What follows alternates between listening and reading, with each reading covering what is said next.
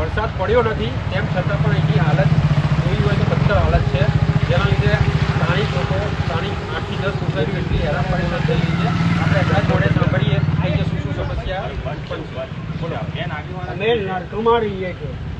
ચાંદખેડાના અમદાવાદની અંદર ચાંદખેડામાં અમે રહેતા નથી એવું અમને ફીલ થઈ રહ્યું છે. છેલ્લા 2 વર્ષથી આ પ્રોબ્લેમ ચાલુ છે.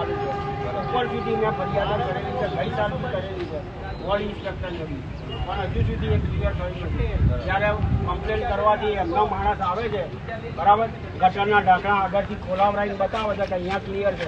જ્યાં આગળ ચોકઅપ થયેલું છે ત્યાં આગળ એ લોકો જતા નથી, ક્લિયર કરતા નથી, અને આજુબાજુની સોસાયટીઓવાળા પરેશાન થઈ જાય. ત્યાં આગળ જ્યાં ગટરના લાઈનો ઉભરાય છે ત્યાં આગળ લાઈન બી છે,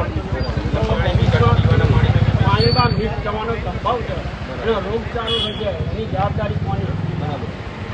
બીજું કે અહીંયા કેટલાય સ્થાનિકોની સમસ્યા છે કે ગટરનું પાણી ઘડીએ પડીએ એએમસીમાંથી માણસ આવે છે અને માણસ આવે ત્યારે જ પાણી જાય છે, પછી પાછો વરસાદમાં એની જ સિચ્યુએશન રહે છે.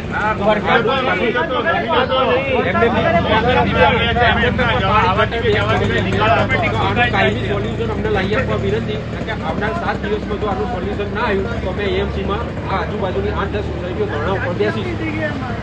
આ પાણીની કોઈ નિકાસી છે જ નહીં.